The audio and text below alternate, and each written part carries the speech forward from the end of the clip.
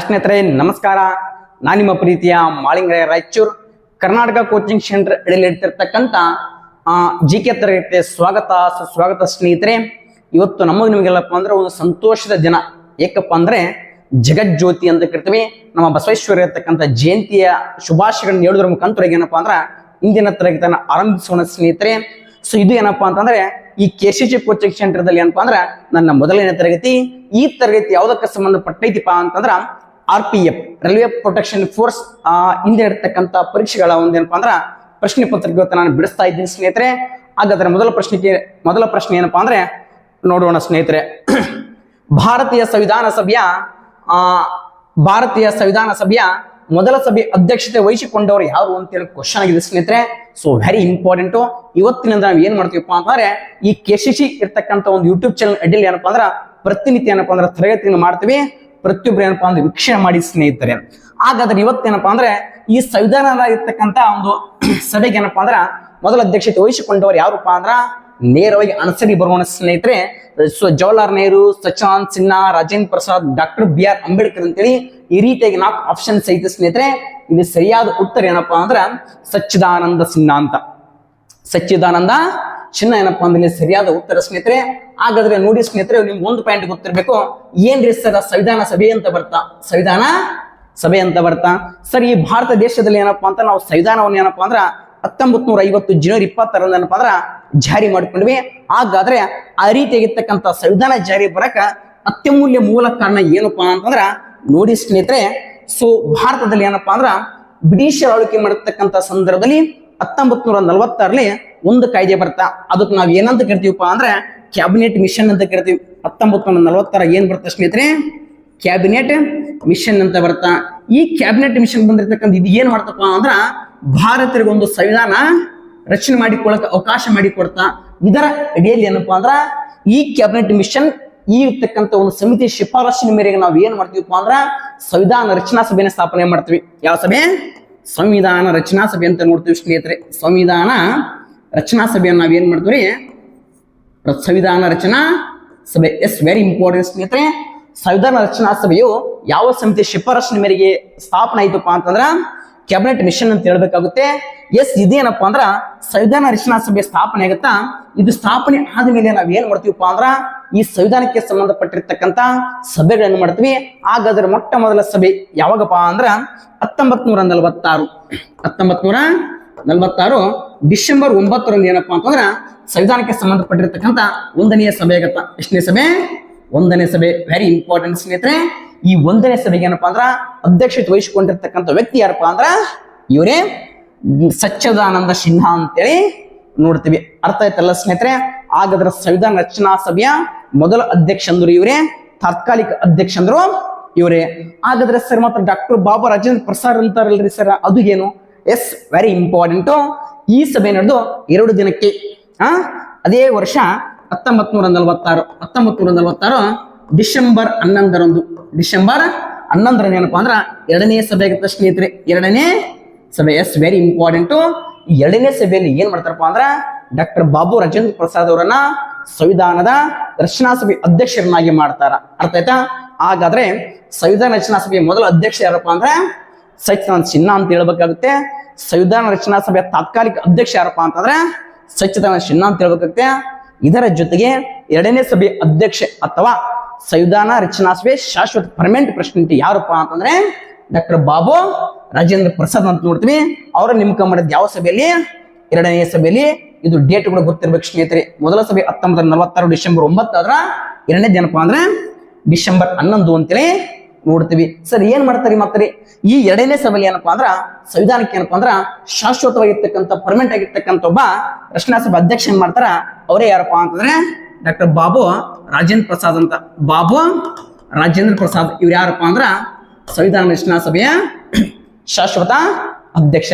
ಇದರ ಜೊತೆಗೆ ಸಂವಿಧಾನ ರಚನಾ ಸಭೆ ಉಪಾಧ್ಯಕ್ಷನೇ ಮಾಡ್ತಾರೆ. HC ಮುಖರ್ಜಿ ಅಂತ ಬರ್ತಾನ. HC ಮುಖರ್ಜಿ. ವೆರಿ ಇಂಪಾರ್ಟೆಂಟ್ ಸ್ನೇಹಿತರೆ.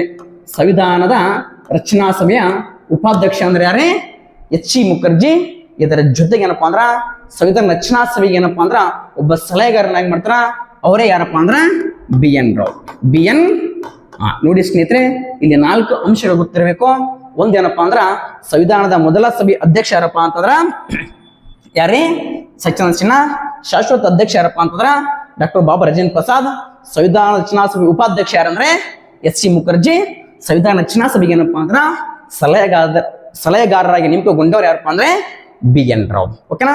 ಇಷ್ಟೆಲ್ಲ ಪಾಯಿಂಟ್ ಏನಪ್ಪಾ ಅಂದ್ರೆ ನೀವು ನೋಟ್ಸ್ ಮಾಡ್ಕೋತಾ ಹೋಗ್ಬೇಕು ಸ್ನೇಹಿತರೆ. ಇವೆಲ್ಲ ನಾವು ಇವತ್ತು ಡಿಸ್ಕಷನ್ ಮಾಡ್ತಕ್ಕಂಥ ಎಲ್ಲಾ ಪ್ರಶ್ನೆಗಳು ಏನಪ್ಪಾ ಅಂದ್ರ ಹಿಂದಿನ ಇರತಕ್ಕಂಥ RPF ಪರೀಕ್ಷೆಗಳ ಪ್ರಶ್ನೆಗಳು ಏನಪ್ಪಾ ಅಂದ್ರೆ ತೆಗೆದುಕೊಂಡು ಏನಪ್ಪಾ ಅಂದ್ರ ಬಂದಿದ್ದೀವಿ ಸ್ನೇಹಿತರೆ. ಓಕೆನಾ? ಹಾಗಾದ್ರೆ ಈಗ ನಾವೇನಪ್ಪಾ ಅಂದ್ರ ಈಗ ಮುಂದಿನ ಪ್ರಶ್ನೆ ಏನಪ್ಪಾ ಅಂದ್ರ ನೋಡೋಣ ಸ್ನೇಹಿತರೆ. ಮುಂದಿನ ಪ್ರಶ್ನೆ ಎಸ್ ನೋಡಿ ಸ್ನೇಹಿತರೆ, ವೆರಿ ಇಂಪಾರ್ಟೆಂಟ್. ಏಷ್ಯನ್ ಗೇಮ್ಸ್ ಯಾವ ಗೇಮ್ಸ್ ರೀ? ಏಷ್ಯನ್ ಗೇಮ್ಸ್ ನಲ್ಲಿ ಚಿನ್ನದ ಪದಕ ಗೆದ್ದ ಮೊದಲ ಭಾರತೀಯ ಮಹಿಳೆ ಯಾರು ಅಂತೇಳಿ ಕ್ವಶನ್ ಕೇಳಿ ಸ್ನೇಹಿತರೆ. Very important. ನೀವು ಸೆಂಟ್ರಲ್ ಗೌರ್ಮೆಂಟ್ GD SSC ಬೇಕಾದ ಯಾವುದೇ ಎಕ್ಸಾಮ್ ಹೋದ್ರಪ್ಪ ಅಂದ್ರ ಒಂದು ಕ್ರೀಡೆ ಮೇಲೆ ಏನಪ್ಪಾ ಅಂದ್ರ ಒಂದು ಕ್ವಶನ್ ಇರುತ್ತೆ. ಇದೇನಪ್ಪ ಅಂದ್ರೆ ಕರೆಂಟ್ ಅಫೇರ್ಸ್ ಆಗಿ ಬರಬಹುದು ಅಥವಾ ಸ್ಟಾಟಿಕ್ GK ಆಗಿ ಬರಬಹುದು. ಈ ಕ್ವಶನ್ ಬಂದದ್ದು ಏನಪ್ಪಾ ಅಂದ್ರ ಇದು ಸ್ಟಾಟಿಕ್ GK. ಓಕೆನಾ? ಯಾಕೆ ಸರ್ ಸ್ಟಾಟಿಕ್ GK ಅಂದ್ರ ಈ ಸ್ಪೋರ್ಟ್ಸ್ 1970 ಈ ಗೇಮ್ ನಡೆದೈತಿ. ಬಟ್ ಆದ್ರ ಇದು ನಾವು ಬಿಡಿಸುವಂತ ಕ್ವಶನ್ ಪೇಪರ್ ಯಾವ್ದಪ್ಪ ಅಂದ್ರೆ 2019 RPF ಕ್ವಶನ್ ಪೇಪರ್. ಓಕೆನಾ? ಹಾಗಾದ್ರೆ ಬನ್ನಿ ಸ್ನೇಹಿತರೆ, ಏಷ್ಯನ್ ಗೇಮ್ಸ್ ಅಲ್ಲಿ ಏನಪ್ಪಾ ಅಂದ್ರ ಮೊಟ್ಟ ಮೊದಲ ಬಾರಿಗೆ ಏನಪ್ಪಾ ಅಂದ್ರ ಒಬ್ಬ ನಮ್ಮ ಭಾರತೀಯ ಮಹಿಳೆ ಏನ್ ಪಡಿತಿಲ್ಲಪ್ಪ ಅಂದ್ರೆ ಚಿನ್ನದ ಪದಕ ಪಡಿತಿಲ್ಲ. ಅವಳೇ ಯಾರಪ್ಪ ಅಂದ್ರೆ ನಮ್ಮ ಕಮಲ್ಜಿತ್ ಸಿಂಧು ಅಂತೇಳಿ ನೋಡ್ತೀವಿ ಸ್ನೇಹಿತರೆ. ಹಾಗಾದ್ರೆ ಸರ್ ಏನ್ ಗೊತ್ತಿರ್ಬೇಕು ಏಷ್ಯನ್ ಗೇಮ್ ಬಗ್ಗೆ? ಒಂಚೂರು ಏನಪ್ಪಾ ಅಂದ್ರ ಈ ಕಮಲ್ಜಿತ್ ಬಗ್ಗೆ ನಾವು ನೋಡ್ಕೊಂಡು ಹೋಗಿ ಬಿಡೋಣ. ಏನ್ರಿ ಸರ್ ಈ ಕಮಲ್ಜಿತ್ ಏನಪ್ಪಾ ಅಂದ್ರ ಸರ್ ಯಾವ ಕ್ರೀಡೆಯಲ್ಲಿ ಚಿನ್ನದ ಪದಕ ಪಡೆದಿಲ್ಲ ಸರ್? ಅಥ್ಲೆಟಿಕ್. ಯಾವ್ದ್ರಿ? ಅಥ್ಲೆಟಿಕ್ ದಲ್ಲಿ ಏನಪ್ಪಾ ಅಂದ್ರ ಏನ್ ಪಡಿತಾಳ್ರಿ? ಚಿನ್ನದ ಪದಕ ಪಡಿತ ಸರ್. ಅಥ್ಲೆಟಿಕ್ ದಲ್ಲಿ ಯಾವ್ದ್ರಿ ಸರ್? 400 metre running. ಎಷ್ಟು ಮೀಟರ್? 400 ಮೀಟರ್ ರನ್ನಿಂಗ್ ದಲ್ಲಿ ಏನಪ್ಪಾ ಅಂದ್ರ ಚಿನ್ನದ ಪದಕ. ಹಾಗಾದ್ರೆ ಸರ್ 400 ಮೀಟರ್ ಸರ್ ಎಷ್ಟು ನಿಮಿಷದಲ್ಲಿ ಹೊಡೆದ್ಲು ಸರ್? ಎಷ್ಟು ಸೆಕೆಂಡ್ ಅಲ್ಲಿ ಸರ್? 57 ಸೆಕೆಂಡ್ ಅಲ್ಲಿ ಸರ್. 57 ಸೆಕೆಂಡ್ ಅಲ್ಲಿ ಏನಪ್ಪಾ ಅಂತಂದ್ರ ಈ ಸಾಧನೆ ಮಾಡ್ತಾಳ. ಹಾಗಾದ್ರೆ ಸರ್ ಕಮಲ್ಜಿತ್ ಸಿಂಧು ಯಾವ ರಾಜ್ಯಕ್ಕೆ ಸೇರಿದವರು? ಪಂಜಾಬ್ ರಾಜ್ಯಕ್ಕೆ ಸೇರಿದವರು. ಯಾವ ರಾಜ್ಯ? ಪಂಜಾಬ್ ರಾಜ್ಯಕ್ಕೆ ಸೇರಿದವರು. ಇದರ ಜೊತೆ ಮತ್ತೇನ್ ಗೊತ್ತಿರ್ಬೇಕಪ್ಪ ಅಂದ್ರ sir Asian games. Sir Asian games ಅಂದ್ರೆ ಏನ್ರಿ ಸರ್? ಏಷ್ಯನ್ ಗೇಮ್ಸ್ ಅಂದ್ರೆ ಏನು ಇಲ್ಲಪ್ಪ, ಏಷ್ಯಾ ಖಂಡದಲ್ಲಿ ಬರುವಂತ ಎಲ್ಲಾ ರಾಷ್ಟ್ರಗಳು ಕೂಡಿಕೊಂಡು ಆಟ ಆಡ್ತಾರ, ಅದಕ್ಕೆ ಏನಂತ ಕರಿತೀವಿ? ಏಷ್ಯನ್ ಗೇಮ್ಸ್ ಅಂತ ಕರಿತೀವಿ. ಹಾಗಾದ್ರೆ ಸರ್ ಯಾವಾಗ ಶುರುವಾಯ್ತ್ರಿ? Very important. ಏಷ್ಯನ್ ಗೇಮ್ಸ್ ಏನಪ್ಪಾ ಅಂತಾರ ಯಾವಾಗ ಶುರುವಾಯ್ತು? ಏಷ್ಯನ್ ಗೇಮ್ಸ್ ಎಸ್ ವೆರಿ ಇಂಪಾರ್ಟೆಂಟ್. ಯಾವಾಗಪ್ಪ ಅಂದ್ರ 1951. ಏಷ್ಯನ್ ಗೇಮ್ಸ್ ಆರಂಭಕ್ಕೆ ಯಾವಾಗಪ್ಪ ಅಂದ್ರೆ 1951. ಸರ್ ಎಲ್ರಿ? ನಮ್ಮ ರಾಷ್ಟ್ರದ ರಾಜಧಾನಿ ದೆಹಲಿಯಲ್ಲಿ. S very important. ಮೊಟ್ಟ ಮೊದಲ ಏಷ್ಯನ್ ಗೇಮ್ಸ್ 1951 ಎಲ್ಲಿಪ್ಪ ಅಂದ್ರ ನಮ್ಮ ದೆಹಲಿ ಒಳಗ. ಸರ್ ಇದಾದ್ಮೇಲೆ ಮತ್ತೇನ್ ಗೊತ್ತಿರ್ಬೇಕ್ರಿ ಸರ್? ಸರ್ ರೀಸೆಂಟ್ ಆಗಿ ಎಲ್ಲಿ ಹಿಡಿದ್ರಿ ಸರ್?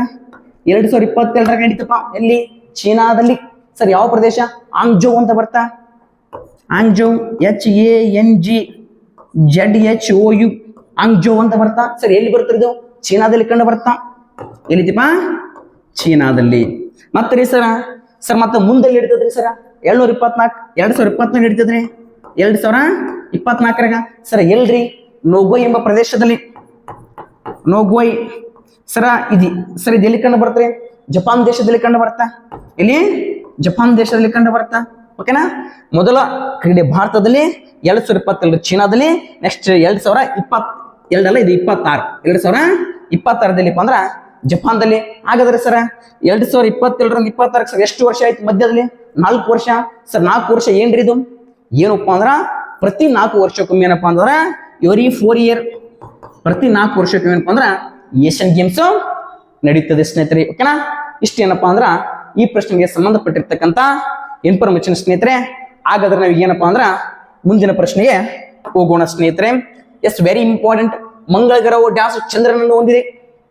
ಮಂಗಳ ಗ್ರಹವು ಡ್ಯಾಸ್ ಚಂದ್ರನನ್ನು ಹೊಂದಿದೆ.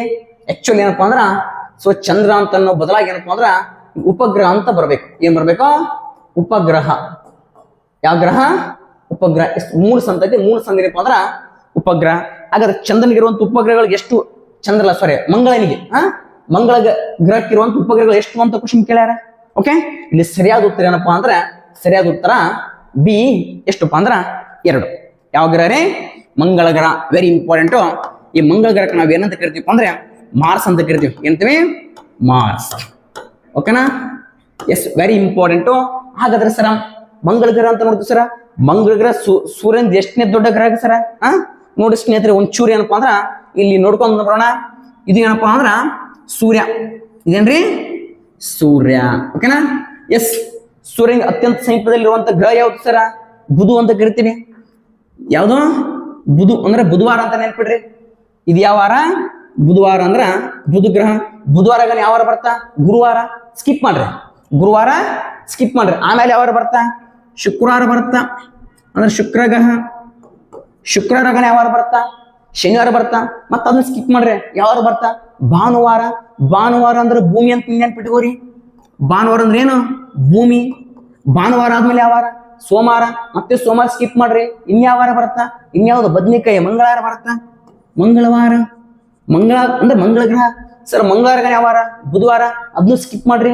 ಮುಂದೆ ಬರುವಂತ ವಾರ ಗುರುವಾರ, ಅಂದ್ರೆ ಗುರುಗ್ರಹ ಸರ್. ಈ ಗುರುವಾರ ಆದ್ಮೇಲೆ ಯಾವ ವಾರ ಬರ್ತಾ? ಶುಕ್ರವಾರ. ಅದನ್ನು ಸ್ಕಿಪ್ ಮಾಡ್ರಿ, ಯಾವ ವಾರ ಬರ್ತಾ? ಶುಕ್ರವಾರ. ಸಾರಿ ಶನಿವಾರ. ಶನಿವಾರ. ಶನಿವಾರ ಆದ್ಮೇಲೆ ನಿಂತಕ್ಕಂತ ಗ್ರಹಗಳು ಕೊನೆಯದಾಗಿ ಯುರೇನಸ್ಸು, ನೆಪ್ಚೂನ್. Uranus, Neptune. ಅಂದ್ರ ಒಂದು ಗ್ರಹಗಳು ಬಂದಾಗ ಏನಪ್ಪ, ಒಂದು ವಾರ ತೆಗೆದುಕೊಂಡು ಮುಂದಿನ ವಾರ ಏನ್ ಮಾಡ್ಬೇಕು? ಸ್ಕಿಪ್ ಮಾಡಬೇಕು. ಅರ್ಥ ಆಯ್ತಾ? ಎಸ್ ಬನ್ನಿ ಸ್ನೇಹಿತರೆ, ಸೂರ್ಯನ ಅತ್ಯಂತ ಸಮೀಪದಲ್ಲಿರುವಂತ ಗ್ರಹ ಬುಧ ಗ್ರಹ, ಅತ್ಯಂತ ದೂರದಲ್ಲಿರುವಂತ ಗ್ರಹ ನೆಪ್ಚೂನ್. ಅರ್ಥ ಆಯ್ತಾ? ಹಾಗಾದ್ರೆ ಸೂರ್ಯನಿಂದ 4ನೇ ದೂರದಲ್ಲಿರುವಂತ ಗ್ರಹ ಯಾವುದು? ಯಾವುದು? ಯಾವ ಗ್ರಹ? ಮಂಗಳ ಗ್ರಹ. ಅರ್ಥ ಆಯ್ತಾ? ಎಸ್ ಬನ್ರಿ. ಹಾಗಾದ್ರೆ ಸೂರ್ಯನಿಂದ 8ನೇ ದೂರದ ಗ್ರಹ ಅಂದ್ರ 4ನೇ ದೂರದ ಗ್ರಹ. 4ನೇ ದೂರದ ಗ್ರಹ ಅಂತ ಕರಿತೀವಿ ಯಾವ್ದನ? ಮಂಗಳ ಗ್ರಹವನ್ನ. ಹಾಗಾದ್ರೆ ಸರ್ ಮಂಗಳಗ್ರಹಕ್ಕೆ ನಾವ್ ಏನಂತ ಕರಿತೀವಿ? ಏನಂತ ಕರಿತೀವಿ? ಕುಜ ಅಂಗಾರಕ ಅಂತ ಕರಿತೀವಿ. ಕುಜ ಅಂಗಾರಕ ಅಂತ ಕರಿತೀವಿ. ಕುಜ ಗ್ರಹ ಅಂತ ಕರಿತೀವಿ. ಅಂಗಾರಕ ಗ್ರಹ ಅಂತ ಕರಿತೀವಿ. ಅದೇ ತರ ವೆರಿ ಇಂಪಾರ್ಟೆಂಟ್, ಕೆಂಪು ಗ್ರಹ ಅಂತ ಕರಿತೀವಿ. ಯಾಕೆ ಕರಿತೀವ್ರಿ ಸರ್ ಕೆಂಪು ಗ್ರಹ ಎಂದು? ಕೆಂಪು ಗ್ರಹ ಎಂದು ಕರೆಯಲು ಕಾರಣವೇನೆಂದರೆ, ಈ ಗ್ರಹದಲ್ಲಿ ಅತಿ ಹೆಚ್ಚು ಏನು ಕಂಡು ಬರ್ತಾ? ಕಬ್ಬಿಣದ ಆಕ್ಸೈಡ್ ಐತಪ್ಪ. ಇಲ್ಲಿ ಏನೈತಿ? ಕಬ್ಬಿಣದ ಆಕ್ಸೈಡ್ ಐತಿ. ಹಾಗಾಗಿ ಏನಪ್ಪಾ, ಇದಕ್ಕೆ ನಾವ್ ಏನಂತ ಕರಿತೀವಿ? ಕೆಂಪು ಗ್ರಹ ಅಂತ ಕರಿತೀವಿ. ಇದು ಕೆಂಪಾಗಿ ಕಾಣ್ತದ. ಯಾಕೆ ಕಾಣ್ತದ? ಯಾಕೆ ಕಾಣ್ತದಪ್ಪ ಅಂದ್ರ ಇಲ್ಲಿ ಏನೈತಿ? ಕಬ್ಬಿಣದ ಆಕ್ಸೈಡ್ ಐತಿ. ಹಾಗಾದ್ರೆ ಸರ್ ಇದರಲ್ಲಿ ಮತ್ತೆ ಐತ್ರಿ ಸರ 92% CO2 ಐತಿ, ಕಾರ್ಬನ್ ಡೈಆಕ್ಸೈಡ್ ಐತಿ. ಎಲ್ಲಿ? ಮಂಗಳ ಗ್ರಹದಲ್ಲಿ. ಇನ್ನೊಂದು ವೆರಿ ಇಂಪಾರ್ಟೆಂಟ್ ಗೊತ್ತಿರ್ಬೇಕು ಸ್ನೇಹಿತರೆ, ಮಂಗಳ ಗ್ರಹದಲ್ಲಿ ಅತ್ಯಂತ ಎತ್ತರವಾದ ಪರ್ವತ ಕಂಡು ಬರ್ತಾ. ಯಾವುದು? ನಿಕ್ಸ್ ಒಲಿಂಪಿಯಾ ಅಂತ. ಯಾವ ಒಲಿಂಪಿಯಾ? ನೆಕ್ಸ್ಟ್ ಒಲಿಂಪಿಯಾ ಗೊತ್ತಿರಬೇಕು. ಮಂಗಳ ಗ್ರಹದಲ್ಲಿ ಕಂಡು ಬರುವಂತ ಅತ್ಯಂತ ಎತ್ತರವಾಗಿರ್ತಕ್ಕಂಥ ಪರ್ವತ ಯಾವುದು? Nicks Olympia. ಸರ್ ಎಷ್ಟು ಕಿಲೋಮೀಟರ್ ಐತಿ? 21 ಕಿಲೋಮೀಟರ್ ಐತಿ. ಎಷ್ಟು ಕಿಲೋಮೀಟರ್? 21 ಕಿಲೋಮೀಟರ್. ವಿಚಾರ ಮಾಡ್ರಿ. ಜಗತ್ತಿನ ಅತ್ಯಂತ ಎತ್ತರವಾದ ಪರ್ವತ ಮೌಂಟ್ ಎವರೆಸ್ಟ್ 8848.86 ಮೀಟರ್ ಐತಿ. ಹಿಮಾಲಯಕ್ಕಿಂತ 3 ಪಟ್ಟು ಎತ್ತರವಾಗಿದೆ. ಯಾವುದು? ನಿಕ್ಸ್ ಒಲಿಂಪಿಯಾ ಎಂಬ ಪರ್ವತ. ಎಲ್ಲಿ ಕಂಡು ಬರ್ತಾ? ಮಂಗಳ ಗ್ರಹದಲ್ಲಿ. ಹಾಗಾದ್ರೆ ಸರ್ ಮಂಗಳದಲ್ಲಿ ಕಂಡು ಬರ್ತಕ್ಕಂಥ ಉಪಗ್ರಹಗಳು ಎಷ್ಟು? 2 ಅಂತ ಹೇಳಿದ್ರೆ ಯಾವ ಸರ? ಒಂದು ಪೈಬೋಸು, ಮತ್ತೊಂದು ಡೈಮೋಸು. ಒಂದು ಪೈಬೋಸು, ಮತ್ತೊಂದು ಯಾವ್ದಪ್ಪ ಅಂತಂದ್ರ ಡೈಮೋಸು. Very important. ಈ ಮಂಗಳ ಗ್ರಹದಲ್ಲಿ ಕಂಡು ಬರ್ತಕ್ಕಂಥ 2 ಉಪಗ್ರಹಗಳು, 2 ಉಪಗ್ರಹಗಳು ಅಂತ ಕರಿತೀವಿ. ಉಪಗ್ರಹಗಳು ಯಾವ ಸರ? ಒಂದು ನೋಡ್ರಿಪ್ಪ ಪೈಬೋಸು, ಒಂದು ಪೈಬೋಸು. ಪೈಬೋಸು ಒಂದಾದ್ರ ಮತ್ತೊಂದು ಏನಪ್ಪಾ ಅಂದ್ರೆ ವೆರಿ ಇಂಪಾರ್ಟೆಂಟ್ ಡೈಮೋಸು. ಒಂದು ಪೈಬೋಸು, ಮತ್ತೊಂದು ಏನಪ್ಪಾ ಅಂದ್ರ ಡೈಮೋಸು. ಹಾಗಾದ್ರೆ ಸರ ಈ ಡೈಮೋಸು ವಿಶೇಷತೆ ಏನ್ರಿ ಸರ? ನೋಡ್ರಿ, ಈ ಡೈಮೋಸ್ ವಿಶೇಷತೆ ಅಂದ್ರೆ ವೆರಿ ಇಂಪಾರ್ಟೆಂಟ್. ಉಂಟ ಇರತಕ್ಕಂಥ ಸೌರಮಂಡಲದಲ್ಲಿ ಕಂಡು ಬರ್ತಕ್ಕಂಥ ಅನೇಕ ಉಪಗ್ರಹಗಳದಾವ. ಅಂತ ಅನೇಕ ಉಪಗ್ರಹಗಳಲ್ಲಿ ಅತ್ಯಂತ ಚಿಕ್ಕ ಉಪಗ್ರಹ ಯಾವುದು? ಡೈಮೋಸ್. ಯಾವ್ದ್ರಿ? ಅತ್ಯಂತ ಚಿಕ್ಕ ಉಪಗ್ರಹ, ಅತ್ಯಂತ ಚಿಕ್ಕದಾದ ಉಪಗ್ರಹ. ಹಾಗಾದ್ರೆ ಒಂದು ಕಮೆಂಟ್ ಬಾಕ್ಸ್ ಕಮೆಂಟ್ ಮಾಡಿ ಸ್ನೇಹಿತರೆ, ಏನಂತ? ಸೌರಮಂಡಲ ಅತಿ ದೊಡ್ಡ ಉಪಗ್ರಹ ಯಾವುದು ಅಂತ ಕಮೆಂಟ್ ಬಾಕ್ಸ್ ಅಲ್ಲಿ ಕಮೆಂಟ್ ಮಾಡ್ರಿ. ಓಕೆನಾ? ಇಷ್ಟೇನಪ್ಪಾ ಅಂದ್ರ ಮಂಗಳಗ್ರಹ ಬಗ್ಗೆ ಏನಪ್ಪಾ ಅಂದ್ರ ಗೊತ್ತಿರ್ಬೇಕಾಗುತ್ತೆ. ಹಾಗಾದ್ರೆ ಕಮೆಂಟ್ ಬಾಕ್ಸ್ ಅಲ್ಲಿ ಕಮೆಂಟ್ ಮಾಡ್ರಿ. ಇತ್ತೀಚೆಗೆ ಏನಪ್ಪಾ ಅಂದ್ರೆ ಭಾರತ ಮಂಗಳಯಾನ ಮಾಡಿತು, ಯಾವಾಗ ಮಾಡಲಾಯಿತು ಅಂತೇಳಿ ಕಮೆಂಟ್ ಬಾಕ್ಸ್ ನಲ್ಲಿ ಏನ್ ಮಾಡ್ರಿ? ಕಮೆಂಟ್ ಮಾಡಿ ಸ್ನೇಹಿತರೆ. ಹಾಗಾದ್ರೆ ಬನ್ರಿ ಮುಂದಿನ ಪ್ರಶ್ನೆ. ಭಾರತೀಯ ಸಂವಿಧಾನ ಶಿಲ್ಪಿ ಎಂದು ಯಾರನ್ನು ಪರಿಗಣಿಸಲಾಗುತ್ತದೆ? ಯಾರನ್ನು ಪರಿಗಣಿಸಲಾಗುತ್ತದೆ? ಶಿಕ್ಷಕರನ್ನ ಕರೆಯಂಗಿಲ್ಲ. ನಾನು ಇವತ್ತು ನಮ್ಮ KCC ಒಳಗೆ ನಾನು ಸಂವಿಧಾನ ಹೇಳ್ತೀನಿ, ನನ್ನ ಸಂವಿಧಾನ ಶಿಲ್ಪಿ ಅಂತ ಕರೆಯಕ್ಕಾಕತ್ತೇನೋ? ಆಗಂಗಿಲ್ಲ. ಯಾಕ? ನಾನು ಸಂವಿಧಾನ ರಚನೆ ಮಾಡಿಲ್ಲ. ಸಂವಿಧಾನ ರಚನೆ ಮಾಡಿಲ್ಲ. ಹಾಗಾದ್ರೆ ಸರಿ ಸಂವಿಧಾನ ಶಿಲ್ಪಿ ಯಾರು? ನೋಡ್ರಿ, doctor BR Ambedkar, Jawaharlal Nehru, Mahatma Gandhiji, B N Rao ಅಂತ ಅದರ. ಸರಿಯಾದ ಉತ್ತರಪ್ಪ ಅಂದ್ರ ಸೊ ನಮ್ಮ ಡಾಕ್ಟರ್ ಬಾಬಾ ಸಾಹೇಬ್ ಅಂಬೇಡ್ಕರ್ ಏನಂತ ಕರಿತೀವಿ ಅಂದ್ರೆ ಸಂವಿಧಾನ ಶಿಲ್ಪಿ ಅಂತ ಕರಿತೀವಿ, ಭಾರತ ರತ್ನ ಅಂತ ಕರಿತೀವಿ, ದಲಿತರ ಸೂರ್ಯ ಅಂತ ಕರಿತೀವಿ, ಹಿಂದುಳಿದ ವರ್ಗದವರ ಆಶಾ ಕಿರಣ ಅಂತ ಕರಿತೀವಿ. ಯಾರನ್ನ? ಜಗತ್ತಿನ ಏನಪ್ಪಾ ಅಂದ್ರ ದೊಡ್ಡ ವಿದ್ಯಾವಂತ ನಮ್ಮ ಬಾಬಾ ಸಾಹೇಬ್ ಅಂಬೇಡ್ಕರ್. ಎಸ್ ಆಗ ಬಾಬಾ ಸಾಹೇಬ್ ಅಂಬೇಡ್ಕರ್ ಸಂವಿಧಾನ ಶಿಲ್ಪಿ ಅಂತ ಕರೀಲು ಕಾರಣವೇನು? ಎಸ್ ವೆರಿ ಇಂಪಾರ್ಟೆಂಟ್ ಸ್ನೇಹಿತರೆ. ಸಂವಿಧಾನವನ್ನು ರಚನೆ ಮಾಡ್ಬೇಕಾಗಿತ್ತಪ್ಪ ಅಂದ್ರ 22 ಸಮಿತಿಗಳಿದ್ದು. ಎಷ್ಟು ಸಮಿತಿ? ಕ್ವಶನ್ ಕೇಳ್ಯಾರ. ಸಂವಿಧಾನ ರಚನೆ ಆಗ್ಬೇಕಿತ್ತಪ್ಪ 8 ಸಮಿತಿಗಳು. ಒಟ್ಟು ಸಮಿತಿಗಳ ಸಂಖ್ಯೆ ಎಷ್ಟು? 22 ಸಮಿತಿಗಳು. ಎಷ್ಟು ಸಮಿತಿಗಳು? 22 ಸಮಿತಿಗಳಿದ್ದು. ಅರ್ಥ ಆಯ್ತಾ? 22 ಸಮಿತಿಯಲ್ಲಿ ಒಂದು ಸಮಿತಿ ಯಾವುದು? ಡ್ರಾಫ್ಟಿಂಗ್ ಕಮಿಟಿ ಅಥವಾ ಕರಡು ಸಮಿತಿ ಅಂತ ಕರಿತೀವಿ. 22 ಸಮಿತಿಯಲ್ಲಿ ಒಂದು ಸಮಿತಿ ಯಾವ್ದಪ್ಪ ಅಂದ್ರೆ ಕರಡು ಸಮಿತಿ. ಯಾವ ಸಮಿತಿ? ಎಸ್ ವೆರಿ ಇಂಪಾರ್ಟೆಂಟ್ ಸ್ನೇಹಿತರೆ, ಕರಡು ಸಮಿತಿ ಅಂತ. ಯಾವ ಸಮಿತಿ? ಕರಡು ಸಮಿತಿ. ಇಂಗ್ಲಿಷ್ ಇದಕ್ಕೆ ಏನಂತ ಕರಿತೀವಿ? ಡ್ರಾಫ್ಟಿಂಗ್ ಕಮಿಟಿ ಅಂತ ಕರಿತೀವಿ. ಈ ಕಮಿಟಿಗೆ ಅಧ್ಯಕ್ಷರಾಗಿದ್ದು ಯಾರು? ನಮ್ಮ ಡಾಕ್ಟರ್ ಬಾಬಾ ಸಾಹೇಬ್ ಅಂಬೇಡ್ಕರ್ ಅವರು. ಹಾಗಾದ್ರೆ ಸರ್ ಮತ್ತೆ ಈ ಕರಡು ಸಮಿತಿ ಎಂಬಿರ್ತಕ್ಕಂಥ ಈ ಕರಡು ಸಮಿತಿ ಐತಲ್ರಿ ಸರ, ಈ ಕರಡು ಸಮಿತಿ ಸರ್ ಯಾವಾಗ ಸ್ಟಾರ್ಟ್ ಆಯ್ತು? ಸ್ಥಾಪನೆ ಆಯ್ತು, ಗೊತ್ತಿರ್ಬೇಕು. Very important. ಕರಡು ಸಮಿತಿ. ಕರಡು ಸಮಿತಿ ಎಸ್ ವೆರಿ ಇಂಪಾರ್ಟೆಂಟ್. ಈ ಕರಡು ಸಮಿತಿ ಯಾವಾಗ ಸ್ಥಾಪನೆ? ಫಸ್ಟ್ ಪಾಯಿಂಟ್ ನೋಡ್ತೀವಿ ಸ್ನೇಹಿತರೆ, 1947 ಆಗಸ್ಟ್ 29 ಏನಪ್ಪಾ ಅಂದ್ರ ಈ ಕರಡು ಸಮಿತಿ ಏನಾಯ್ತು? ಸ್ಥಾಪನೆ ಆಯ್ತು. ಈ ಕರಡು ಸಮಿತಿ ಕೆಲಸ ಏನ್ರಿ ಸರ? ಕೆಲಸ ಏನಪ್ಪಾ ಅಂದ್ರ ಸಂವಿಧಾನ ಏನಪ್ಪ ಅಂದ್ರೆ ಬರೆಯೋದು ಇವರ ಕೆಲಸವಾಗಿತ್ತು ಸ್ನೇಹಿತರೆ. ಹಾಗಾದ್ರೆ ಇದರಲ್ಲಿರ್ತಕ್ಕಂಥ ಒಟ್ಟು ಸದಸ್ಯರ ಸಂಖ್ಯೆ ಎಷ್ಟು? ಮೆಂಬರ್ ಎಷ್ಟು ಜನ? 7 ಜನ ಮೆಂಬರ್. ಬಹಳ ಜನ ಕ್ವಶನ್ ಕೇಳ್ಯಾರ ಸ್ನೇಹಿತರೆ, ಬಹಳ ಸಲ ಕೇಳ್ಯಾರ. ಕರಡು ಸಮಿತಿ ಇರ್ತಕ್ಕಂಥ ಒಟ್ಟು ಸದಸ್ಯರ ಸಂಖ್ಯೆ 7 ಜನ. ಆ 7 ಜನರ ಅಧ್ಯಕ್ಷ ಯಾರಪ್ಪ ಅಂದ್ರೆ ಡಾಕ್ಟರ್ ಬಾಬಾ ಸಾಹೇಬ್ ಅಂಬೇಡ್ಕರ್. ಅಧ್ಯಕ್ಷ ಯಾರಪ್ಪ ಅಂತಾರೆ? ಡಾಕ್ಟರ್ ಬಾಬಾ ಸಾಹೇಬ್ ಅಂಬೇಡ್ಕರ್. ಅಧ್ಯಕ್ಷರೇ ಡಾಕ್ಟರ್ ಬಿ ಆರ್ ಅಂಬೇಡ್ಕರ್ ಅಂತೇಳಿ ನೋಡ್ತೀವಿ. ಅರ್ಥದ? So doctor B R Ambedkar ನಾವು ಯಾಕೆ ಸಂವಿಧಾನ ಶಿಲ್ಪಿ ಅಂತ ಕರಿತೀವಪ್ಪ ಅಂದ್ರೆ ಸಂವಿಧಾನದಲ್ಲಿ ಅತ್ಯಂತ ಮೂಲ ಪಾತ್ರ ವಹಿಸಿಕೊಂಡವ್ರು ಯಾರಪ್ಪ ಅಂದ್ರೆ ಡಾಕ್ಟರ್ ಬಾಬಾ ಸಾಹೇಬ್ ಅಂಬೇಡ್ಕರ್. ಹಾಗಾದ್ರೆ ಸರ್ ಇತ್ತೀಚೆಗೆ ನೋಡ್ತೀವಪ್ಪ ಏನಂತ ಏನಪ್ಪಾ ಅಂತಂದ್ರ ಏಪ್ರಿಲ್ 14ರಂದು ಇತ್ತೀಚೆಗೆ ಏನಪ್ಪಾ ಅಂದ್ರ ಜಯಂತಿ ನೋಡಿದ್ವಿ. ಯಾರ ಜಯಂತಿ? ಡಾಕ್ಟರ್ ಬಾಬಾ ಸಾಹೇಬ್ ಅಂಬೇಡ್ಕರ್ ಜಯಂತಿ. ಯಾಕಪ್ಪ ಅಂದ್ರ ಏಪ್ರಿಲ್ 14, 1891ರಲ್ಲಿ ಎಲ್ಲಿಪ್ಪ ಅಂದ್ರ ಮಧ್ಯಪ್ರದೇಶದ ಮೌ ಎಂಬಲ್ಲಿ ಜನಿಸ್ತಾರ ಡಾಕ್ಟರ್ ಬಾಬಾ ಸಾಹೇಬ್ ಅಂಬೇಡ್ಕರ್. ಎಲ್ಲಿ ಜನಿಸ್ತಾರ? ಮೌ ಎಂಬಲ್ಲಿ. ಈ ಕಾರಣಕ್ಕಾಗಿ ಏಪ್ರಿಲ್ 14 ಏನಂತ ಆಚರಣೆ ಮಾಡ್ತೀವಿ? ನಾಲೆಜ್ ಡೇ, ಜ್ಞಾನದ ದಿನ. ಯಾವ ದಿನ? ಜ್ಞಾನದ ದಿನ ಅಂತ ಆಚರಣೆ ಮಾಡ್ತೇವೆ. ಯಾರ ಜನ್ಮದಿನವನ್ನ? ಡಾಕ್ಟರ್ ಬಾಬಾ ಸಾಹೇಬ್ ಅಂಬೇಡ್ಕರ್ ಅವರ ಜನ್ಮದಿನವನ್ನ. ಅದೇ ತರ ಗೊತ್ತಿರುವ ಸ್ನೇಹಿತರೆ, ಅಂಬೇಡ್ಕರ್ ಅವರ ಆತ್ಮಕಥನ ಯಾವುದು? ವೇಟಿಂಗ್ ಫಾರ್ ವೀಸಾ ಅಂತ ಕರಿತೀವಿ. ಆತ್ಮಕಥನ ವೇಟಿಂಗ್ ಫಾರ್ ವೀಸಾ ಅಂತ ಕರಿತೀವಿ. ಹಾಗಾದ್ರೆ ಸರ್ ಅಂಬೇಡ್ಕರ್ ಬರ್ತಕ್ಕಂಥ ಕೃತಿಗಳವ್ರಿ ಮೂಕನಾಯಕ ಅಂತ ಒಂದು ಪತ್ರಿಕೆ ಬರೀತಾರ. ಉಯಿ ಸುದ್ರಾಸ್, ಶೂದ್ರರು ಯಾರಂತ ಕೃತಿ ಬರೀತಾರ. ಕಾಸ್ಟ್ ಇನ್ ಇಂಡಿಯಾ, ಭಾರತದಲ್ಲಿ ಜಾತಿಗಳು ಅಂತ ಬರೀತಾರ. ಇಂಡಿಯಾ ಅಂಡ್ ಪಾಕಿಸ್ತಾನ್, ಭಾರತ ಮತ್ತು ಪಾಕಿಸ್ತಾನದ ಮತ್ತೊಂದು ಕೃತಿ. ಗಾಂಧಿ ಅಂಡ್ ಜಿನ್ನಾ, ಗಾಂಧಿ ಮತ್ತು ಜಿನ್ನಾ ಅಂತ ಮತ್ತೊಂದು ಕೃತಿ. ಇನ್ನೊಂದು very important, problem of rupees, ರೂಪಾಯಿ ಸಮಸ್ಯೆಗಳು. ಪ್ರಾಬ್ಲಮ್ ಆಫ್ ರುಪೀಸ್ ಅಂತ ಕರಿತೀವಿ. ಪ್ರಾಬ್ಲಮ್ಸ್ ಆಫ್ ರುಪೀಸ್ ಸರಿ ಇದನ್ನ ಯಾಕೆ ಬರೀತಾರೆ? ರೂಪಾಯಿ ಸಮಸ್ಯೆಗಳು ಅಂತ ಕರಿತೀವಿ. ಇವತ್ತಿಗೆ RBI reserve bank of India ಸ್ಥಾಪನೆ ಕಾರಣೀಕರ್ತರು ಯಾರಪ್ಪ ಅಂದ್ರೆ ಅದ್ರಲ್ಲಿ ಅಂಬೇಡ್ಕರ್ ಅವರ ಪಾತ್ರ ಬಹಳ ಮುಖ್ಯವಾಗೈತಿ. ಯಾಕಪ್ಪ ಅಂದ್ರ ಈ ಕೃತಿಯೊಳಗೆ ಉಲ್ಲೇಖ ಮಾಡ್ತಾರ, ರೂಪಾಯಿ ಸಮಸ್ಯೆಗಳು ಏನಂತ ಉಲ್ಲೇಖ ಮಾಡ್ತಾರ. ಇದರಿಂದ ಪ್ರೇರಿತಗೊಂಡಿರ್ತಕ್ಕಂಥ 1924 ಎಲ್ಟನ್ ಯಂಗ್ ಅಂತ ಕಮಿಟಿ ಸ್ಥಾಪನೆ ಆಕೈತಿ. ಆ ಕಮಿಟಿ ಶಿಫಾರಸ್ಸಿನ ಮೇರೆಗೆ 1935 ಏಪ್ರಿಲ್ 1 ರಿಸರ್ವ್ ಬ್ಯಾಂಕ್ ಸ್ಥಾಪನೆ ಆಕೈತಿ. ಅದರಿಂದ ಏನಪ್ಪಾ ಅಂಬೇಡ್ಕರ್ ಅವರ ಶಕ್ತಿ ಕೂಡ ಏನಪ್ಪಾ ಅಂದ್ರ ಐತಿ. ಓಕೆನಾ? ಈ ಕಾರಣಕ್ಕಾಗಿ ನಾವು ಏನಂತ ಕರಿತೀವಪ್ಪ ಅಂತಂದ್ರೆ ಸಂವಿಧಾನ ಶಿಲ್ಪಿ ಅಂತ ನಮ್ಮ ಬಾಬಾ ಸಾಹೇಬ್ ಅಂಬೇಡ್ಕರ್ ಏನಪ್ಪಾ ಅಂದ್ರ ನೋಡ್ತೀವಿ ಸ್ನೇಹಿತರೆ. ಎಸ್ ಹಾಗಾದ್ರೆ ಮುಂದಿನ ಪ್ರಶ್ನೆ ಬನ್ನಿ ಸ್ನೇಹಿತರೆ. ಪಾಕಿಸ್ತಾನದ ಅಧ್ಯಕ್ಷರು ಯಾರು? ಪಾಕಿಸ್ತಾನ ನಮ್ಮ ಭಾರತದ ನೆರೆಯ ರಾಷ್ಟ್ರ. ಪಾಕಿಸ್ತಾನ ಮೊದಲು ಭಾರತವಾಗಿತ್ತು, ಅಖಂಡ ಭಾರತವಾಗಿತ್ತು. 1947 ಆಗಸ್ಟ್ 15 ಸ್ವತಂತ್ರ ಸಿಕ್ಕ ಮೇಲೆ ಏನಪ್ಪಾ ಅಂದ್ರ ಪಾಕಿಸ್ತಾನ ವಿಭಜನೆ ಮಾಡ್ತಾರ. ಲಾರ್ಡ್ ಮೌಂಟ್ ಬ್ಯಾಟನ್ ವಿಭಜನೆ ಮಾಡಿದಪ್ಪ ಅಂದ್ರೆ ಪಾಕಿಸ್ತಾನ ಏನಂದ್ರೆ ಪ್ರತ್ಯೇಕ ರಾಷ್ಟ್ರ ಆಯ್ತು. ಇದು ಕರೆಂಟ್ ಅಫೇರ್ಸ್ ಸ್ನೇಹಿತರೆ, ಇದು ಕರೆಂಟ್ ಅಫೇರ್ಸ್. ಹಾಗಾದ್ರೆ ಪಾಕಿಸ್ತಾನದ ಅಧ್ಯಕ್ಷರು ಯಾರು? ಯಾವುದೇ ಆಯ್ಕೆಗಳಿಲ್ಲ. ಪರ್ವೇಜ್ ಮುಷರಫ್, ಆರಿಫ್ ಅಲ್ವಿ, ಸೈಯದ್ ಯೂಸುಫ್ ರಜಾ ಗಿಲಾನಿ. ಬಿಡ್ರಿ ಅದನ್ನ, ಇದು ಕರೆಂಟ್ ಅಫೇರ್ಸ್. ಆಗಿಂದ ಯಾರು ನಮಗ್ ಬೇಡ, ಈಗ ಯಾರದಾರ ಅದು ನಮಗ್ ಬೇಕು, ನೋಡ್ರಿ. ಅಂದ್ರ ಈಗ ಒಂದ್ ಕೆಲಸ ಮಾಡೋಣಪ್ಪ. ಏನಪ್ಪಾ ಅಂತಂದ್ರ ಈ ಕಡೆ ಅಧ್ಯಕ್ಷ ಅಂತ ಬರೆಯಮ್ಮ, ಈ ಕಡೆ ಅಧ್ಯಕ್ಷ ಅಂತ ಬರೆಯಮ್ಮ, ಈ ಕಡೆ ಏನಪ್ಪಾ ಅಂದ್ರ ಪ್ರಧಾನಮಂತ್ರಿ ಅಂತ ಬರೀ ಈ ಕಡೆ ಅಧ್ಯಕ್ಷ, ಈ ಕಡೆ ಏನಪ್ಪಾ ಅಂದ್ರ ಪ್ರಧಾನಮಂತ್ರಿ. ಯಾವ ದೇಶದ್ದು? ಪಾಕಿಸ್ತಾನದ್ದು ಪ್ರಧಾನ ಮಂತ್ರಿ. ಓಕೆನಾ? ನೋಡ್ರಿ ಪಾಕಿಸ್ತಾನದ್ದು. ಹಾಗಾದ್ರೆ ಸರ ನೋಡ್ರಿ ಇಲ್ಲಿ ಏನಪ್ಪಾ ಅಂದ್ರ ಫಸ್ಟ್,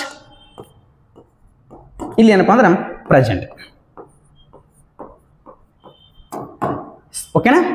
ನೋಡಿ ಸ್ನೇಹಿತರೆ, ಇದ್ರಾಗ ಏನಪ್ಪಾ ಅಂತಂದ್ರ ಒಂದು ಕ್ವಶನ್ ಅಲ್ಲಿ ನಾವೆಲ್ಲ ಜಿಕೆ ಎಲ್ಲ ನೋಡ್ಬಿಡಮ್ಮ. ಹಾಗಾದ್ರೆ ನಿಮ್ಗೊಂದು ಗೊತ್ತಿರಬೇಕು, ಪಾಕಿಸ್ತಾನದ ಮೊದಲ ಅಧ್ಯಕ್ಷ ಯಾರು? ಪಾಕಿಸ್ತಾನದ ಮೊದಲ ಪ್ರಧಾನಿ ಯಾರು? ಓಕೆನಾ? ಹಾಗಾದ್ರೆ ಬನ್ನಿ ಸ್ನೇಹಿತರೆ ನೋಡ್ರಿ. ಓಕೆ, ಇದ್ಯಾವ ದೇಶ? ಪಾಕಿಸ್ತಾನ. ಓಕೆ, ಪಾಕಿಸ್ತಾನದ ಮೊದಲ ಅಧ್ಯಕ್ಷ ಯಾರು ಸರ? ಇಸ್ಕಂದರ್ ಅಲಿ ಮಿರ್ಜಾ ಅಂತ ಬರ್ತಾನ. Iskandar Ali Mirza, Iskandar Ali Mirza. Yes, very important. Iskandar Ali Mirza ಅಂತ ಬರ್ತಾನ, ಪಾಕಿಸ್ತಾನದ ಮೊದಲ ಅಧ್ಯಕ್ಷ. ಸರ್, ಪಾಕಿಸ್ತಾನದ ಮೊದಲ ಪ್ರಧಾನಿ ಯಾರೇ? ಲಿಯಾಕತ್ ಅಲಿ ಖಾನ್. ಲಿಯಾಕತ್ ಅಲಿ ಖಾನ್ ಪಾಕಿಸ್ತಾನದ ಮೊದಲ ಪ್ರಧಾನಿ ಅಂತ ಕರಿತೀವಿ. ಹಾಗಾದ್ರೆ ಸರ ಪಾಕಿಸ್ತಾನದ ಪ್ರಸ್ತುತ ಪ್ರಧಾನಮಂತ್ರಿ ಯಾರ್ರಿ ಸರ? ಶಹಬಾಜ್ ಶರೀಫ್ ಅಂತ ಬರ್ತಾನ.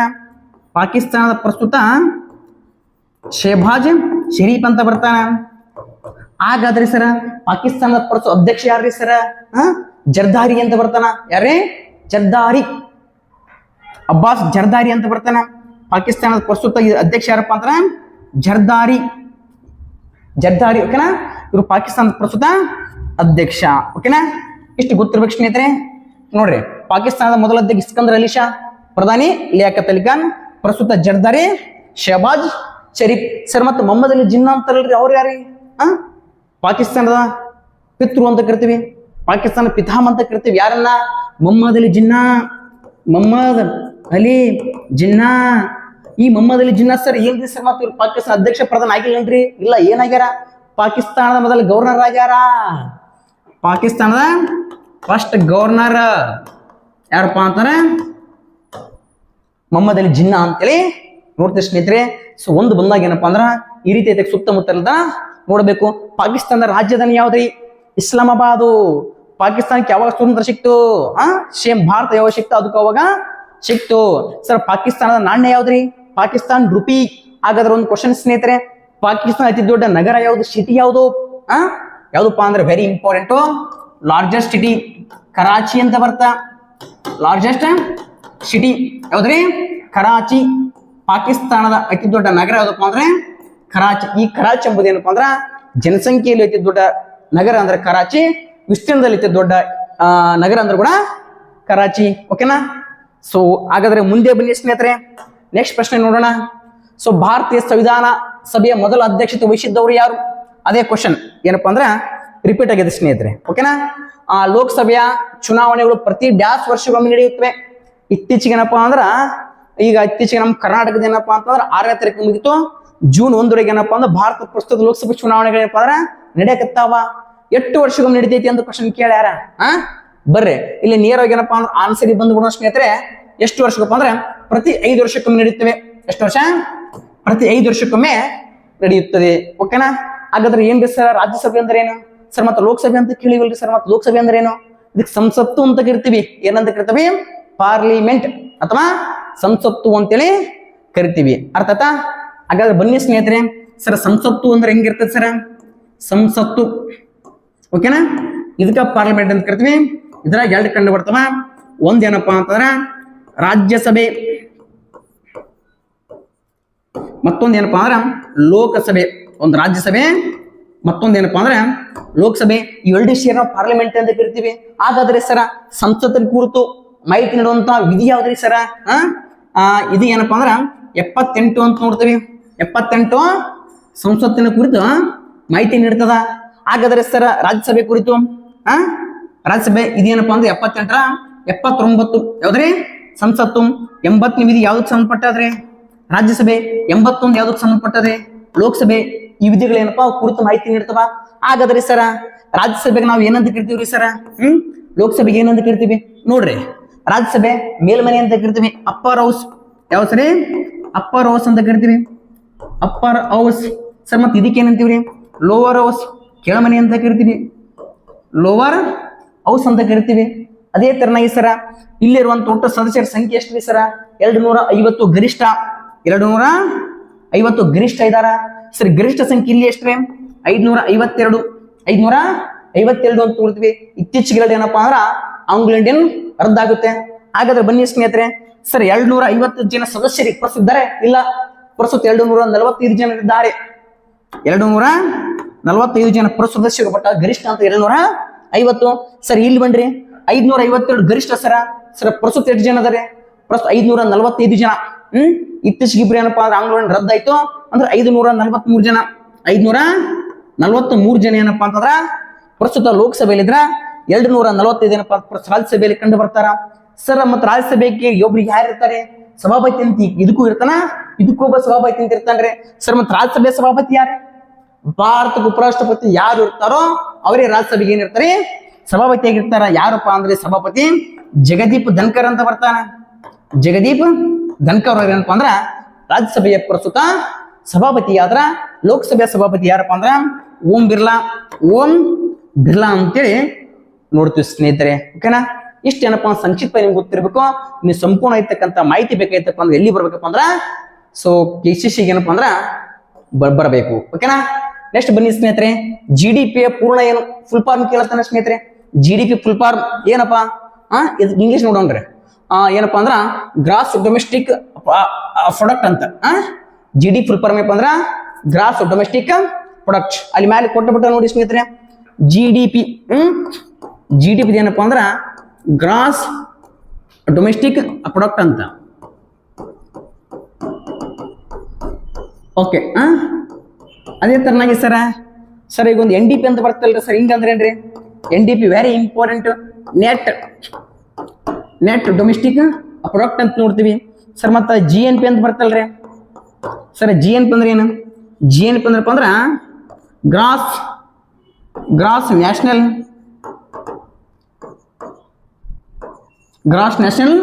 ಪ್ರಾಡಕ್ಟ್ ಅಂತ ಸರ್. ಮತ್ತೆ NNP ಅಂತ ಬರ್ತಲ್ರಿ ಸರ,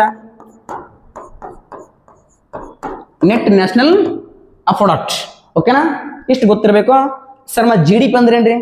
GDP ಅಂದ್ರಪ್ಪ ಅಂದ್ರೆ ಒಂದು ವರ್ಷದಲ್ಲಿ ಅಥವಾ ಒಂದು ನಿರ್ದಿಷ್ಟ ಕಾಲದಲ್ಲಿ ಒಂದು ವರ್ಷದಲ್ಲಿ ಆಂತರಿಕ ಉತ್ಪಾದನೆಯಾದ ಎಲ್ಲ ಸರಕು ಸೇವೆಗಳ ಮೌಲ್ಯಕ್ಕೆ ಅಂತ ಕರಿತೀವಿ GDP ಅಂತ ಕರಿತೀವಿ ಸರ್. GDP ಸಂಬಂಧಪಟ್ಟದ್ದು NDP ಸರ್. ಮತ್ತೆ NDP ಮತ್ತು GDP ವ್ಯತ್ಯಾಸ ಏನ್ರಿ ಸರ?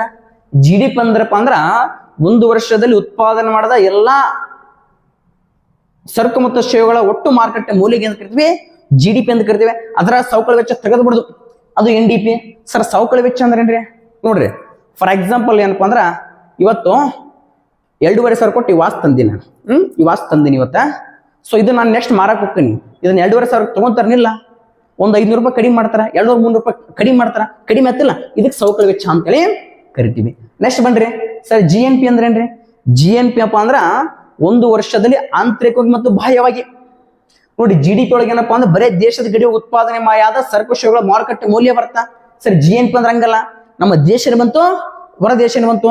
ಫಾರ್ ಎಕ್ಸಾಂಪಲ್ ಏನಪ್ಪಾ ಅಂದ್ರೆ ಭಾರತೀಯರು ಎಷ್ಟು UAE, ದುಬೈ, ಅಮೆರಿಕದಲ್ಲಿ ಈಗ ಅವ್ರು ದುಡಿಯತ್ತಾರ, ಅವ್ರದ್ದು ಕೂಡ ಎಲ್ಲಿ ಕನ್ವರ್ಟ್ ಆಗತ್ತಪ್ಪ ಅಂದ್ರ GNP ದೊಳಗ ಕನ್ವರ್ಟ್ ಆಗುತ್ತಾ ಸರ್. GNP ದೊಳಗೆ ಸವಕಳಿ ವೆಚ್ಚ ತೆಗೆದ್ರೆ ಏನಪ್ಪಾ ಅಂದ್ರ NNP. ಓಕೆನಾ? ನೆಟ್ ನ್ಯಾಷನಲ್ ಪ್ರಾಡಕ್ಟ್ ಅಂತ ಕರಿತೀವಿ. ಹಾಗಾದ್ರೆ ಕಮೆಂಟ್ ಬಾಕ್ಸ್ ಅಲ್ಲಿ ಕಮೆಂಟ್ ಮಾಡಿ ಸ್ನೇಹಿತರೆ. ಇನ್ನ RR ಅಂತ ಬರ್ತಾ. RR ಅಂದ್ರೆ ಏನು? RRR ಅಂತ ಬರ್ತಾ. RRR ಅಂದ್ರೆ ಏನು? SLR ಅಂತ ಬರ್ತಾ. SLR ಅಂದ್ರೆ ಏನು?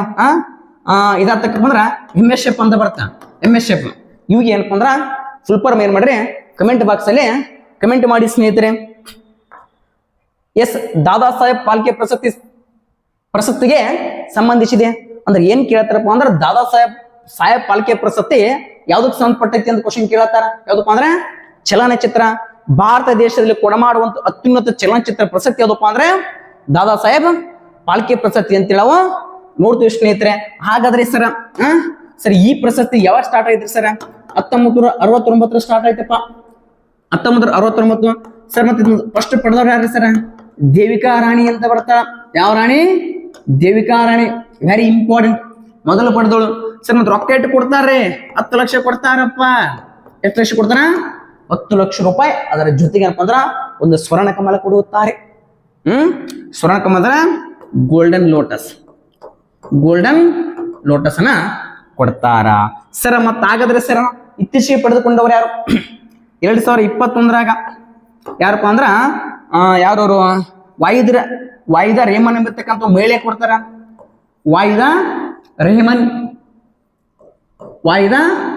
ಎಂಬತಕ್ಕಂಥ ಮಹಿಳೆಗೆ ಏನಪ್ಪಾ ಅಂದ್ರೆ 2021 ಏನಪ್ಪಾ ಅಂದ್ರ ಕೊಡ್ತಾರ. ದಾದಾ ಸಾಹೇಬ್ ಫಾಲ್ಕೆ ಅವಾರ್ಡ್ ನೋಡ್ತೀವಿ. It is the highest award in film industry, cinema ಕ್ಷೇತ್ರದಲ್ಲಿ ಕೂಡ ಮಾಡುವಂತ ಭಾರತ ದೇಶದ ಅತ್ಯುನ್ನತ ಪ್ರಶಸ್ತಿ ಅಂತ ಹೇಳಿ ದಾದಾ ಸಾಹೇಬ್ ಫಾಲ್ಕೆ ಪ್ರಶಸ್ತಿ ನಾವು ನೋಡ್ತೀವಿ. ಅತ್ಯುನ್ನತ ಪ್ರಶಸ್ತಿ ಯಾವ್ದ್ರ ಅತ್ಯುನ್ನತ? ಭಾರತ ಸಿನಿಮಾ ಕ್ಷೇತ್ರದಲ್ಲಿ ಕೂಡ ಮಾಡುವಂತ ಅತ್ಯುನ್ನತ ಪ್ರಶಸ್ತಿ ಅಂತೇಳಿ ನೋಡ್ತೀವಿ ಸ್ನೇಹಿತರೆ. ನೆಕ್ಸ್ಟ್ ಬನ್ನಿ ಸ್ನೇಹಿತರೆ, ಡ್ಯಾಸ್ ಅನ್ನು ತ್ವರಿತ ಬಳ್ಳಿ ಎಂದು ಕರೆಯುತ್ತಾರೆ. ಡ್ಯಾಸ್ ಅನ್ನ ತ್ವರಿತ ಬಳ್ಳಿ ಯಾವ್ದಪ್ಪ ಅಂದ್ರ ಮರ್ಕುರಿ. ಇದನ್ನ ಏನಂತ ಕರಿತೀವಿ ಅಂದ್ರೆ ಕ್ವಿಕ್ ಸಿಲ್ವರ್ ಅಂತೇಳಿ ಕರಿತೀವಿ. ಓಕೆನಾ? ಇಷ್ಟಾಗಿತ್ತು ಸ್ನೇಹಿತರೆ ಇವತ್ತಿನ ತರಗತಿ. ಇದೇ ತರನಾಗ ಏನಪ್ಪಾ ಅಂದ್ರ ನಿಮ್ಗೆ ತರಗತಿಗಳು ಬೇಕು ಅಂತಂದ್ರ ಈ ನಮ್ಮ ಚಲನ ಏನಪ್ಪಾ ಅಂದ್ರ ಹೆಚ್ಚು ನಿಮ್ಮ ವಿಡಿಯೋಗಳನ್ನ ಬೇರೆದವರಿಗೆ ಶೇರ್ ಮಾಡ್ರಿ. ಮತ್ತು ನಿಮ್ಗ GK ಅಷ್ಟೆಲ್ಲ ನಿಮ್ಗೆ ಯಾವ ಸಬ್ಜೆಕ್ಟ್ ಬೇಕು, ಏನ್ ಟಾಪಿಕ್ ಬೇಕು ಕಮೆಂಟ್ ಬಾಕ್ಸ್ ಅಲ್ಲಿ ಕಮೆಂಟ್ ಮಾಡಿ ಸ್ನೇಹಿತರೆ. ಸೊ ನಿಮಗೆ ಏನಪ್ಪಾ ಅಂತಂದ್ರ ಬೇಕಾಗಿರ್ತಕ್ಕಂಥ ಉಚಿತವಾಗಿರ್ತಕ್ಕಂಥ ಮಾಹಿತಿಯನ್ನು ಕೊಡುವುದೇನಪ್ಪಾ ಅಂದ್ರ ನಮ್ಮ ಉದ್ದೇಶ ಆಗಿದೆ. ಓಕೆನಾ ಸ್ನೇಹಿತರೆ? ಓಕೆ, ನಮಸ್ಕಾರ, ಧನ್ಯವಾದಗಳು.